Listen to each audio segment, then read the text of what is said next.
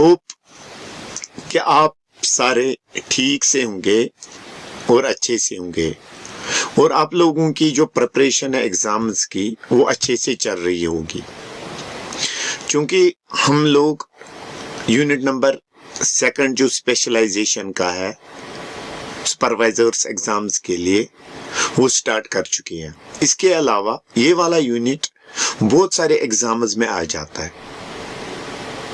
तो हम लोग इस यूनिट को स्टार्ट करते हैं। आज जो हम लोगों का क्वेश्चन होगा वो होगा stages of human development and theories. तो चलिए स्टार्ट करते हैं। तो स्टार्ट कहाँ से हम लोग करेंगे तो आप लोग ध्यान रखिएगा। सबसे पहले अगर हम लोग यहाँ पे बात करें डेवलपमेंट की, ये डेवलपमेंट आखिरकार हम लोग किसको कहते हैं, तो डेवलपमेंट की यहाँ पे बात आ गई। तो डेवलपमेंट हम लोग कहते हैं ऑर्गेनिज्म। जब एक बच्चा मां के जिस्म के अंदर होता है, पैदा होने से लेके मरने तक कंटिन्यूअसली उसमें चेंजेस आती है, चाहे वो फिजिकल चेंजेस हो यानी बॉडी के ऑर्गेनिज्म में, चाहे वो दिमाग में हो यानी साइकोलॉजिकल चेंजेस। अब ये चेंजेस जो मां के जिस्म से ही एक इंसान के मरने तक जो एक ऑर्गेनिज्म में आ जाती है, उनको हम लोग कहते हैं डेवलपमेंट। डेवलपमेंट सिंपली हम लोग कहते हैं change from birth to death. Simple में बर्थ टू डेथ, पैदा होने से लेके मरने तक एक इंसान की जिंदगी में कौन कौन सी चेंजेस आ जाती है, उन सभी चेंजेस को हम लोग कहते हैं डेवलपमेंट। अब डेवलपमेंट किस में होनी है, डेवलपमेंट प्लांट्स में भी होती है, डेवलपमेंट बाकी एनिमल्स में भी होती है, लेकिन हम लोग डेवलपमेंट्स की यहां पे बात करें ह्यूमन डेवलपमेंट। अब ह्यूमन डेवलपमेंट हम लोग सिंपली कहेंगे एक इंसान में जो changes through out the life आती हैं उसे हम लोग क्या कहेंगे, ह्यूमन डेवलपमेंट। अब ह्यूमन डेवलपमेंट की अगर बात करें, इस पे डिफरेंट जो साइकोलॉजिस्ट्स हैं उन्होंने डिफरेंट थ्योरीज दी है। अब वो थ्योरीज जो हमें बताती है किसके बारे में, लिविंग ऑर्गेनिज्म जो इंसान है उसके पैदा होने से लेके मरने तक कौन कौन सी चेंजेस उसमें आ जाती है, मेंटली, फिजिकली, सोशली, उनको हम लोग क्या कहते हैं, थ्योरीज ऑफ डेवलपमेंट। याद रखिएगा, थ्योरीज ऑफ डेवलपमेंट हम लोग कहते हैं कि ऑर्गेनिज्म्स में जो चेंजेस आ जाती है throughout his life, what we call that as development. और इन डेवलपमेंट पे जो थ्योरीज दी गई हैं डिफरेंट साइंटिस्ट्स के व्यूअर्स, उन्हें हम लोग कहते हैं थ्योरीज ऑफ डेवलपमेंट। अगर हम लोग डेवलपमेंट की बात करें, इसके जो डिफरेंट स्टेजेस है, जैसे एक बच्चा पैदा होता है इन्फेंट, फिर टोडलर बनता है, फिर उसका अर्ली चाइल्डहुड होता है, यानी स्टेप बाय स्टेप जो चेंजेस इसमें आती है, इसको दिया है सबसे पहले रोस्टो ने, यानी स्टेजेस ऑफ द डेवलपमेंट। ठीक है ना यहां पे। अब हमारे पास 5 थ्योरीज है जो हमें ह्यूमन डेवलपमेंट के बारे में बताती है। सबसे पहली थ्योरी जो है, जिस थ्योरी को हमें दिया है इरिक्सन ने, यानी बात अगर करें पहली थ्योरी जो दी है हमें, वो दी है, साइंटिस्ट का नाम था या साइकोलॉजिस्ट का नाम था इरिक्सन, इरिक्सन। इसने जो थ्योरी दी है रिगार्डिंग द ह्यूमन डेवलपमेंट, उसको हम लोग कहते हैं साइकोसोशल डेवलपमेंटल थ्योरी। अब ये इसने दी है 1900, याद रखिएगा 58 और 1963 में। अब ये जो इरिक्सन साइकोसोशल डेवलपमेंट थ्योरी कहती है, ये कहती है कि इंसान की जो साइकोलॉजिकल नीड्स है वो कन्फ्लिक्ट करती है उसकी सोशल नीड से। सपोज अगर हम लोग एक इंडिविजुअल को ले लेते हैं, ध्यान रखिएगा, इंडिविजुअल की अगर हम लोग बात करें, इंडिविजुअल चाहता है कि वो रिलेशनशिप में रहे, किसी फीमेल के साथ उसकी कोई रिलेशनशिप रहे, मेल की फीमेल के साथ, लेकिन फीमेल की मेल के साथ, ये उसका ब्रेन चाहता है। लेकिन जो सोसाइटी है वो इसको चाहती है, इस रिलेशनशिप को वो गलत मानती है। यानी इंसान का जो ब्रेन चाहता है उसका कन्फ्लिक्शन स्टार्ट हो जाता है उसकी सोशल चेंजेस के साथ। एरिक्सन साइको सोशल डेवलपमेंट हम लोग कहते हैं, जब साइकोलॉजिकल चेंजेस कन्फ्लिक्ट करे सोसाइटी के साथ उस समय हम लोग उन चेंजेस को कहते हैं psychosocial changes. Erikson in short उसने जो डेवलपमेंटल थ्योरी दी है 1958 में और 1963 में, इससे पहले हम लोग उन स्टेजेस के बारे में पढ़े। जब एक बच्चा मां के जिस्म के अंदर होता है, सबसे पहले अगर हम लोग देखें स्पर्म और ओवा जब मिलता है तो मां के जिस्म के अंदर एक सिंगल सेल बनती है जिसको हम लोग कहते हैं जाइगोट। अब जब ये जाइगोट यहां पे बना, जाइगोट जो है ये कंटिन्यूअसली इसकी सेल्स जो है वो मां के जिस्म के अंदर डिवाइड होती है और वहां पे बनता है ग्रुप ऑफ सेल्स। इस ग्रुप ऑफ सेल्स को आप लोग यहां पे कहते हो पहले मॉरूला, फिर कहते हैं ब्लास्टूला। अब ब्लास्टूला के बाद अब ये जो यहां पे एक ग्रुप ऑफ सेल्स है ये क्या बनाता है, मां के जिस्म के अंदर ये बनाता है 3 layer of cells, epiderm, mesoderm and ectoderm. और इस वाले स्टेज को आप लोग कहते हो जर्मिनल स्टेज मां के जिस्म के अंदर। यानी जर्मिनल स्टेजेस में क्या होती है, 3 लेयर ऑफ सेल्स, ठीक है ना। यहां पे उसके बाद वक्त गुजर जाता है तो बच्चा जो है इसमें इन जर्मिनल लेयर्स से अब एक्टोडर्म, मेसोडर्म और एंडोडर्म इसमें ऑर्गेन्स बनने स्टार्ट होते हैं। यानी मां के जिस्म के अंदर इस गैस्ट्रूला को जो जर्मिनल स्टेज में होता है उसे गैस्ट्रूला कहते हैं, आप उसमें ऑर्गेन्स बनने स्टार्ट होते हैं तो हम लोगों का क्या बनता है, एम्ब्रियो। यानी जिस स्टेज में ऑर्गेन्स अब बनने स्टार्ट हो गए उसको उस वाले स्टेज को आप लोग कहते हो एम्ब्रियोनिक स्टेज और उस वाले स्ट्रक्चर को कहते हैं एम्ब्रियो। अब एम्ब्रियो में और चेंजेस आती है और क्या बनता है, मां के जिस्म के अंदर फीटस। फीटस में ऑर्गेन्स को हम लोग पहचान सकते हैं। यानी फीटस मां के जिस्म के अंदर वो वाला प्रेगनेंसी का स्टेज होता है जहां पे ऑर्गेन्स हम लोग बच्चे के अंदर जो है वो पहचान सकते हैं। ये मां के जिस्म के अंदर हम लोग कहते हैं प्रीनेटल डेवलपमेंट 3 स्टेजेस में होती है, जर्मिनल, एम्ब्रियोनिक और फीटल। अब एरिक्सन के मुताबिक अब हम लोग थोड़ा आगे चलते हैं। एरिक्सन की अब अगर बात करें तो एरिक्सन के मुताबिक थोड़ा ध्यान रखिएगा, एरिक्सन ने हमें जो थ्योरीज ऑफ डेवलपमेंट दी है उनको हम लोग क्या कहते हैं, साइको सोशल डेवलपमेंट, जो पहले मैंने डिफाइन किया। उसमें पहले वाला स्टेज जो वो ले लेते हैं, ध्यान रखिएगा, जो पहले वाला स्टेज वो ले लेते हैं वो ले लेते इन्फेंसी। कौन सा पहले वाला स्टेज ले लेते, इन्फेंसी। अब देखिएगा ये इन्फेंसी क्या हुआ। इन्फेंसी हम लोग कहते हैं बर्थ के बाद 1.5 ईयर, यानी जब एक बच्चा पैदा होता है उससे लेके 1 से 1.5 साल तक जो ये पीरियड होता है उसको हम लोग कहते हैं इन्फेंसी। इस एरिक्सन के मुताबिक ये इन्फेंसी को कहता है, इस वाले स्टेज को, ट्रस्ट वर्सेस मिसट्रस्ट। ध्यान रखिएगा ये ट्रस्ट वर्सेस मिसट्रस्ट स्टेज क्या हुआ, या इन्फेंसी स्टेज। ध्यान रखिएगा इसमें अगर हम लोग ले ले एक बच्चे को, अब ध्यान रखना यहां पे, अगर वो रोता है, क्राई करता है, वो क्राई के जरिए जो उसका हैंडलर होता है उसके मां बाप, वो उनको ये इंफॉर्मेशन देता है,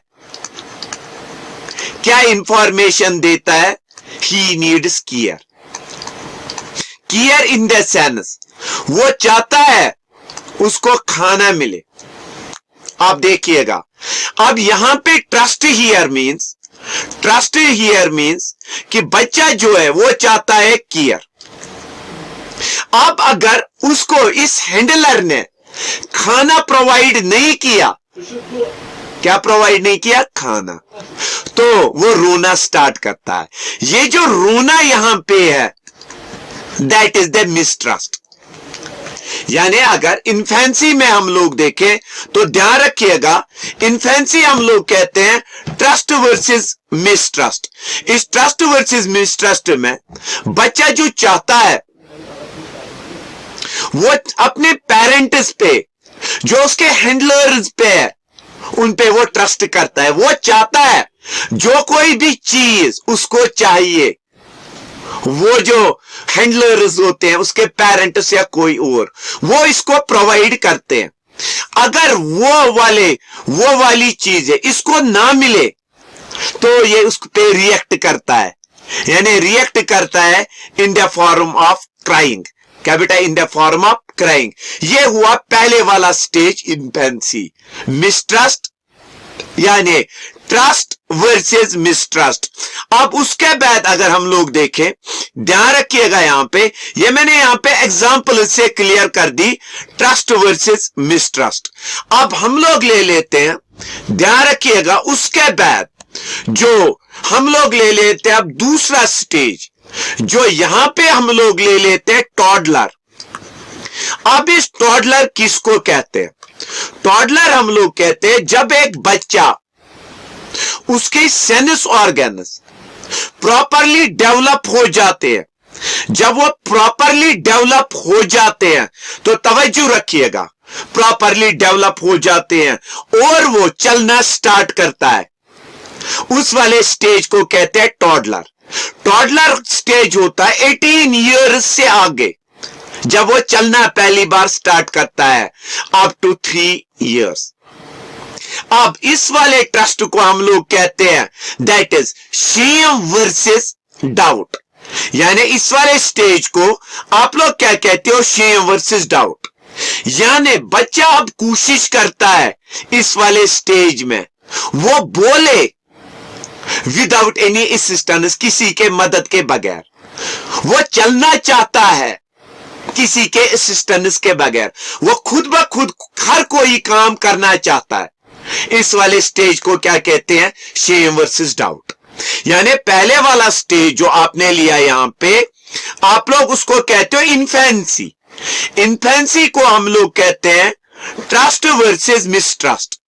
दूसरा जो लिया टोडलर, टोडलर हम लोग कहते हैं शेम वर्सेस डाउट। तो उसके बाद हम लोग अगले वाले स्टेज की तरफ चलते हैं, अर्ली चाइल्डहुड। अगर हम लोग अर्ली चाइल्डहुड की यहां पे बात करें, अर्ली चाइल्डहुड स्टार्ट होता है, कब स्टार्ट होता है? बच्चे का 2 इयर्स से लेके 6 इयर्स तक। या इस वाले स्टेज को इरिक्सन कहता है इनिशिएटिव वर्सेस गिल्ट। अब इस इनिशिएटिव वर्सेस गिल्ट की अगर हम लोग यहां पे बात करें तो ध्यान रखिएगा, इस इनिशिएटिव वर्सेस गिल्ट में क्या ये चाहता है? ये जो बच्चा है नए नए वर्ड सीखता है, वोकैबुलरी, नई नई लैंग्वेजेस सीखने की कोशिश करता है। किस वाले स्टेज में ये कोशिश करता है? दैट इज ये स्टेज नंबर जो हमने यहां पे 3rd लिया। यानी इनिशिएटिव वर्सेस गिल्ट की अगर हम लोग बात करें, इनिशिएटिव मीन्स ये जो केयर गिवर इसका होता है, यानी इसके जो पेरेंट्स होते हैं। तो तवज्जो रखिएगा, इस वाले स्टेज में अगर वो केयर गिवर्स वो एनकरेज करते हैं बच्चे को, यानी पेरेंट्स सबसे पहले इस वाले स्टेज में एनकरेज करते हैं बच्चे को कोई चीज नई जो है वो सीखने की। अगर बच्चा इस वाले स्टेज में कोई चीज सीख नहीं पाता जल्दी, तो उसे गिल्टी फील होता है, उसको लगता है कि शायद मैंने कोई चीज गलत की।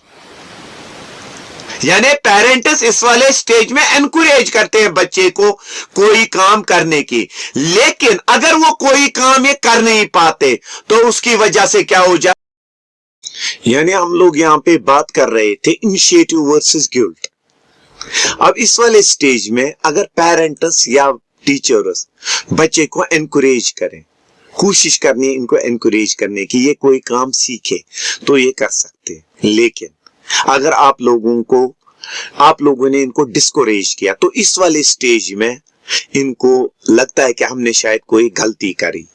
तो इसके बाद हम लोग अगले वाले स्टेज पे चलते हैं, मिडिल चाइल्डहुड, जो 6 to 11 इयर्स का पीरियड होता है, उसे कहते हैं मिडिल चाइल्डहुड। इसे हम लोग कहते हैं यहाँ पे इंडस्ट्री। देखिएगा, इंडस्ट्री मीन्स जो यहाँ पे पेरेंट्स है एंड टीचर्स है। ध्यान रखिएगा, टीचर जो है इस वाले स्टेज में बच्चे को एनकरेज करते हैं कोई काम करने की, ताकि बच्चा जो है वो compete कर सके किनके साथ, बाकी जो उसके पीयर्स होते हैं, फ्रेंड्स होते हैं। यानी ये इस वाले स्टेज में अपने आप को कंपेयर करना स्टार्ट करता है दूसरों के साथ, दैट इज हियर इंडस्ट्री। लेकिन अगर इस वाले स्टेज में आप लोगों ने बच्चे को एनकरेज नहीं किया कोई काम करने के लिए, तो इसको इस वाले स्टेज में क्या हो जाता है, इसे इंफीरियरिटी कॉम्प्लेक्स जो है इस वाले पीरियड में इसको स्टार्ट हो जाता है। अब इसके बाद हम लोग चलते हैं अगले वाले, जो है अगला वाला हम लोगों का स्टेज। ध्यान रखिएगा, अगले वाला स्टेज जो हम लोग अब ले लेते हैं, एडोलेसेंस। देखिएगा, सबसे पहले अगर हम लोग एडोलेसेंस की बात करें, ध्यान रखिएगा यहाँ पे एडोलेसेंस एज किस एज को कहते हैं, हम लोग कहते हैं जिस एज में रिप्रोडक्टिव ऑर्गन्स मैच्योर्स, यानी रिप्रोडक्टिव ऑर्गन की ग्रोथ स्टार्ट हो जाती है, जिसकी वजह से अगर हम लोग देखें, जो ये बच्चा होता है, सुनिएगा, जो ये बच्चा होता है उसमें पहली दफा स्पर्म और ओवा जो है बनने स्टार्ट हो जाते हैं, किस वाले स्टेज में, दैट इज एडोलेसेंस। ठीक है ना। इस एडोलेसेंस के स्टेज में अगर हम लोग देखें, ये स्टार्ट होती है generally 12 to 18 years, 12 to 18 years. इसे हम लोग कहते हैं आइडेंटिटी वर्सेस कंफ्यूजन। देखिएगा, इस वाले स्टेज में जो पेरेंट्स है उनको बच्चे को स्पेस देनी है। स्पेस क्या देनी है, ताकि जो एक बच्चा है इस वाली एज में ये नई नई चीजें दरियाफ्त कर सके। इस पे रेस्ट्रिक्शंस नहीं लगानी है कि आप ये काम मत करो, वो काम मत करो। इसको स्पेस देनी है। किस लिए स्पेस देनी है, ताकि ये कोई काम कर सके। लेकिन अगर आप लोगों ने इसको स्पेस नहीं दी तो ये कंफ्यूजन का शिकार हो जाता है। इसको सेक्स एजुकेशन की तरफ माँ बाप जो है वो ले जाएं, इसको सेक्स ऑर्गन्स के बारे में बताएं, इसे मेल और फीमेल की रिप्रोडक्टिव सिस्टम्स के बारे में बताएं, ताकि नई नई पॉसिबिलिटीज जो है ये सोच सके। अगर आप लोग इस वक्त इसको सेक्स एजुकेशन के बारे में नहीं दोगे, इसको जानकारी नहीं दोगे, तो ये कंफ्यूजन का शिकार हो जाता है इस वाली स्टेज में। अब उसके बाद हम लोग ले लेते हैं अर्ली एडल्टहुड हम लोग ले लेते हैं लेट टीन्स, यानी 19 इयर्स के बाद 19 और 20s का जो स्टेज होता है, इसमें बच्चा चाहता है आइसोलेट, अलग रहे। ये चाहता है इंटीमेसी, ये अलग जगह चाहता है जहां पे ये चाहता है कि ये अपनी जो पहचान है खुद बना सके। इस वाली एज में बच्चे को क्या चाहिए, एक इंसान को लव एंड केयर। फिर आ जाता है मिडिल एडल्टहुड, इसे कहते हैं जनरेटिव वर्सेस स्टेग्नेशन, यानी लेट 20s। इस वाले स्टेज में एक इंसान की अगर हम लोग बात करें, यानी 30s में जब एक इंसान पहुंच जाता है, ये अब चाहता है कि उसकी फैमिली हो, वो अपना जो है अपना रुतबा बड़ा बनाए। इसी एज में एक इंसान चाहता है कि इसकी अपनी पहचान हो, सारे इसे अपने तौर पे जाने, न कि अपने पेरेंट्स के ओर पे। उसके बाद लेट एडल्टहुड जो 65 इयर्स के बाद होता है, इंटीग्रिटी वर्सेस डिस्पेयर, यानी इस वक्त इंसान चाहता है उसके जो बच्चे हैं वो इसका सपोर्ट करे। अगर आप लोग इस वाले एज में सपोर्ट नहीं करोगे इसको लगता है कि शायद मुझे अलग थलग छोड़ा गया है। यानी इस वाली एज में इस इंसान को सपोर्ट की जरूरत पड़ती है और इसके बाद इंसान जो है इस स्टेज के बाद मर जाता है। यानी ये थी एरिक्सन्स स्टेजेस ऑफ डेवलपमेंट। उसके बाद अगर हमारे पास है दूसरी साइकोसेक्सुअल थ्योरी डेवलपमेंट की, जिसको देने वाला था एक साइकोलॉजिस्ट जिसका नाम था सिगमंड फ्रूड। सिगमंड फ्रूड के मुताबिक जो एक इंसान के डेवलपमेंट के हैं कुल 5 स्टेजेस। पहला स्टेज जो है जिसे हम लोग कहते हैं ऑरल स्टेज। ये ऑरल स्टेज होता है पैदा होने से लेके 1 साल तक, जिस स्टेज में एक इंसान सीख लेता है। देखिएगा बच्चा जो सीख लेता है सकिंग ऑफ मिल्क, मां से दूध कैसे पीना है। और इस वाले स्टेज में एक बच्चा जो है ये सीख लेता है स्वेल्विंग, यानी कोई चीज हलक से कैसे नीचे उतारनी है। इस वाले स्टेज को ये कहते हैं ऑरल स्टेज, बर्थ से लेके 1 साल तक। उसके बाद दूसरा स्टेज जो है जिसे हम लोग कहते हैं एनल स्टेज। एनल स्टेज जो है 1 से लेके 3 इयर्स तक। अब देखिएगा इस वाले स्टेज में एज पर सिगमंड फ्रूड बच्चा सीख लेता है कि अगर उसके पास फीसिस है, पेशाब है, उसे कैसे रोक के रखना है।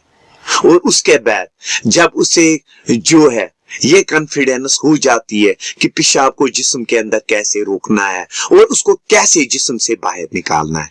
यानी इस वाले स्टेज में एक बच्चा जो है वो सीख लेता है कि पेशाब क्या होता है, पेशाब को जिस्म के अंदर कुछ समय के लिए स्टोर करना कैसा होता है और इसको जिस्म से बाहर कैसे निकालना है। अगर आप लोग 1 साल तक देखोगे बच्चा कभी भी किसी भी जगह पेशाब कर लेता है, लेकिन इस वाले स्टेज में बच्चा सीख लेता है कि जिस्म के अंदर पेशाब को कैसे रोक के रखना है, इसको कैसे जिस्म से बाहर निकालना है। किस वाले स्टेज में? एनल स्टेज में। उसके बाद जो दूसरा स्टेज है फैलिक स्टेज, ये 3 से 6 सालों के बीच में होता है। और इस वाले स्टेज में बच्चे को लगता है कि जो उसकी टेस्टीज है, जो उसके वेजिना है, ये इसको प्लेजर कैसे खुशी दे सकते हैं। ये 3 to 6 इयर्स है। उसके बाद जो स्टेज है लेटेंसी स्टेज, ये 6 साल से स्टार्ट होता है और प्यूबर्टी तक होता है, जिसमें एक इंसान मेंटली और इमोशनली डेवलप होता है। उसके दिमाग के अंदर नई नई चीजें आ जाती है कि नई नई चीज कैसे सीखनी है। उसके बाद जेनेटियल, ये प्यूबर्टी से स्टार्ट होता है, यानी इसमें टीन एजेस आ जाती है तब तक जब तक ये जवान हो जाता है। और इसके बाद ये सीख लेता है कि वो किसी दूसरे इंसान को इंसान के साथ सेक्सुअली कैसे वो बात कर सकता है, कोऑपरेशन कैसे कर सकता है एक इंसान। वो इस वाले स्टेज में सीखता है, जेनेटियल स्टेज में। यानी ये थे हम लोगों के स्टेजेस ऑफ डेवलपमेंट। होप कि आप लोगों को ये टॉपिक समझ में आया होगा। अगर आप लोगों को ये टॉपिक अच्छा लगा हो तो लाइक, सब्सक्राइब और शेयर करना ना भूलें। शुक्रिया।